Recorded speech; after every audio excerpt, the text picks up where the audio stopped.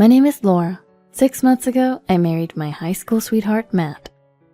We'd known each other since we were kids, so I've always been close to his family. That made getting married a breeze.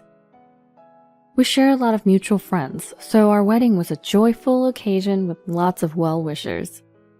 I vowed to stand by Matt for the rest of our lives. A few months after tying the knot, I found out I was pregnant. I was on cloud 9. But the blessings didn't stop there.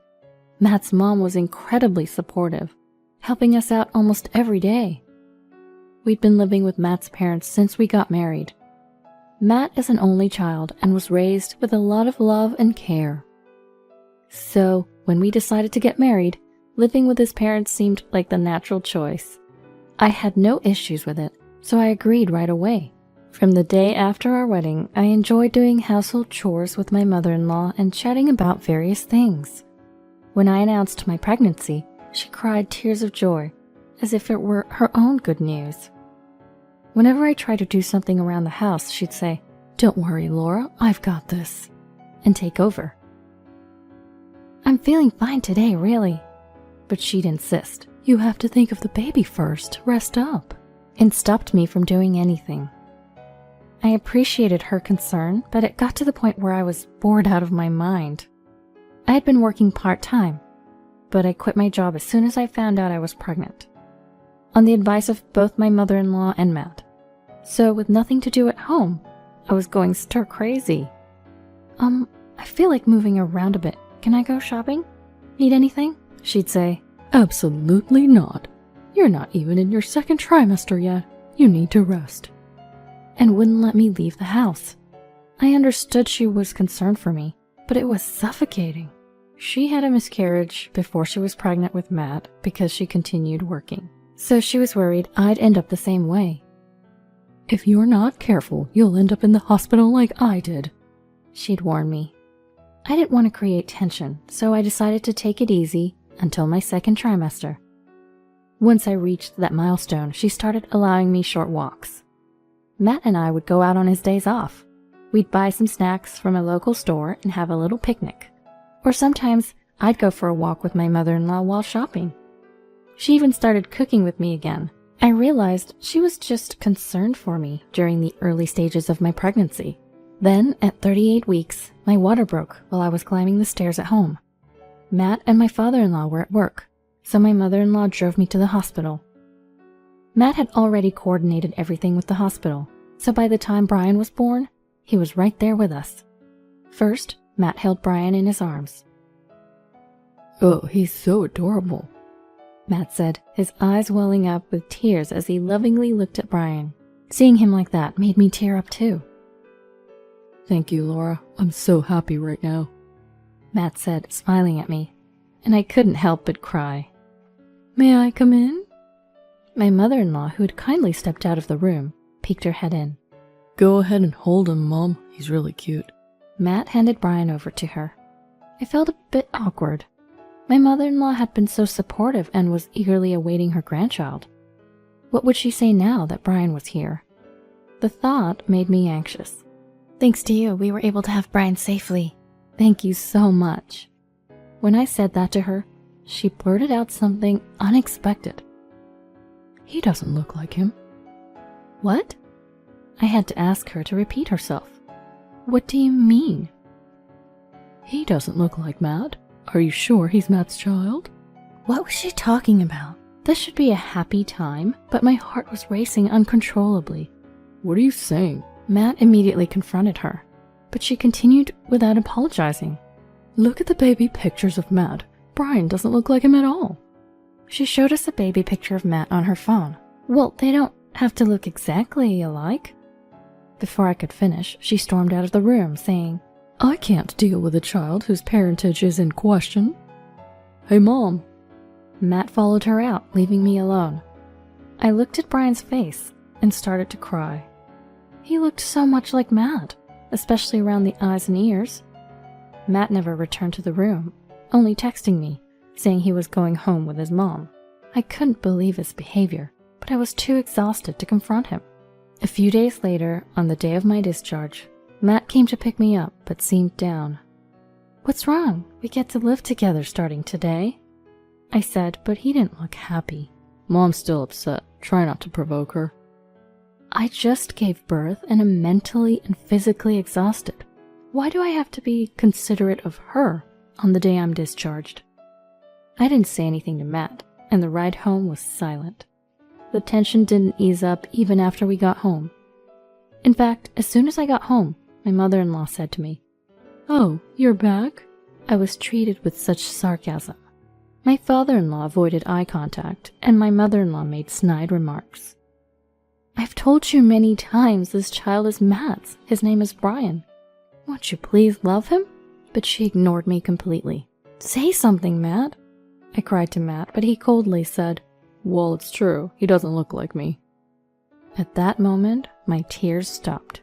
Matt, who should have been on my side, had abandoned me. Looking back, Matt should have stood up to his mother that day. But in the end, he sided with her. I felt empty and gave up on the idea of my mother-in-law ever loving Brian.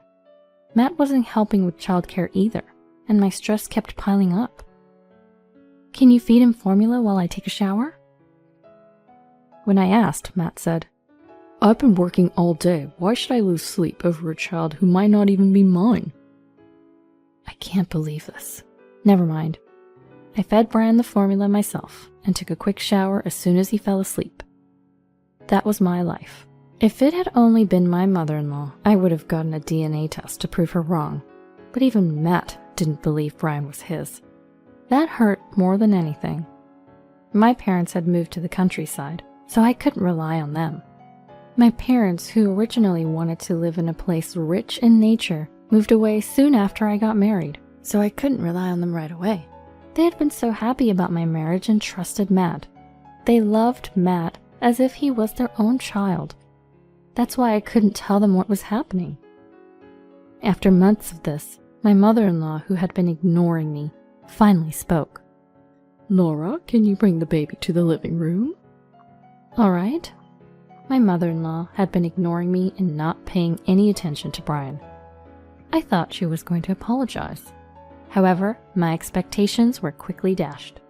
When I got to the living room, both she and Matt were sitting there. "Could you please leave with that child?" "What?" I was stunned and couldn't find the words. She looked at Brian and said, "He still doesn't look like him. I've had enough." Matt said nothing. At that point, I didn't care anymore.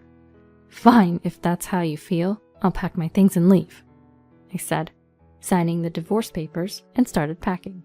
Matt said nothing and continued chatting with his mother. "Make sure you pay child support." "How can we, when we're not even sure he's Matt's?"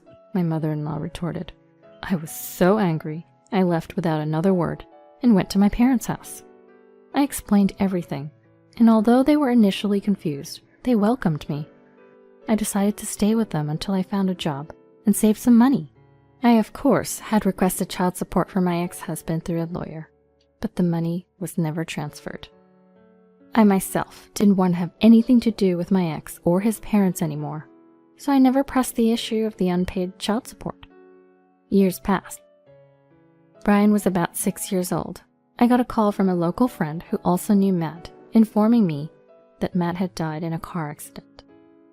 Of course, I heard about it right after it happened, but I didn't want to get involved, and Brian was going through a busy, active phase, so we didn't attend the funeral. Months later, I happened to be meeting up with local friends and returned to my hometown for the first time in years. Before going to my friend's house, I decided to buy a gift, so Brian and I went to a department store we used to visit as a family. "Laura?" I turned around to see my mother-in-law, whom I hadn't seen in years. As I stood there stunned, she quickly approached us and said, "You're Brian, right?" and started talking to Brian. "Brian, I'm your grandma. You really look just like Matt." My mother-in-law said that. I couldn't stand hearing her say that. "Enough is enough. Because of you, we—" As I said this, she interrupted. "Don't be so angry. I've wanted to see you for so long." Feeling like I was about to yell, I said, "Excuse us," and pulled Brian away, leaving the scene. "Was that Grandma?" Brian asked. I had kept it a secret until now, But Brian, now in elementary school, was genuinely curious and kept asking, "Isn't Grandma supposed to be your mom? Who was that lady?" I couldn't hide it any longer, so I explained it to Brian in simple terms when we got home. Brian said, "Mama, you've been through a lot, huh?" and patted my head. Tears flowed at his kindness. I felt grateful from the bottom of my heart for having him. Months later, my mother-in-law showed up at the apartment where Brian and I were living. "How did you find this place?" When I asked, she said, "I asked around, Matt and your mutual friends. I finally found you," and forced her way in. "Please leave." As I said this, she exclaimed, "Matt died in an accident and my husband died of illness. You two are all the family I have left." Brian came out of the next room, perhaps hearing my mother-in-law's loud voice. Seeing Brian, my mother-in-law said, "Brian, why don't you come live with Grandma? I have a bigger house and can feed you lots of delicious food." "Stop it!" As I said this, my mother-in-law pulled out a thick envelope. "It has $50,000 for child support. You two are all the family I have left, so please come live with me." She pushed the envelope toward me. Then she turned to Brian and said, "Brian, Grandma wants to live with you. I'll buy you anything you want, okay?" And smiled. In that moment, I felt like crying. I was torn between the feeling of, why now? And wondering if it was okay to deprive Brian of one more grandmother. I was at a loss for words. Then Brian said, "I'm not going." "Huh?" My mother-in-law let out a baffled sound at Brian's words. "Brian, what are you saying? You can live with Grandma, you know. There'll be lots of delicious food and I'll buy you toys." My mother-in-law tried desperately to persuade him. "I don't want to. You were mean to Mama, right? My only grandma is Mommy's mom." Saying this, Brian shook off my mother-in-law's hand and sat next to me. My mother-in-law fell silent, looking as if she'd lost all hope. After staring at us for a moment, she abruptly stood up and left the house without a word. We haven't heard from her since that day. Of course, she never came to visit us either. The child support money she left behind is being saved for Brian, untouched to this day. When I consulted my parents about whether to return the money, they said, "You never received child support before, so it's fine to keep it." And so I decided to keep it. I don't know what's become of my mother-in-law since then, but honestly, it doesn't matter to me now. Because I have Brian, who's so strong and stands by me. Brian, who protected me from my mother-in-law even at his young age. Brian, who chose me over my mother-in-law's sweet temptations. I love him from the bottom of my heart. I want to continue raising him responsibly, ensuring his happiness, even without a father, now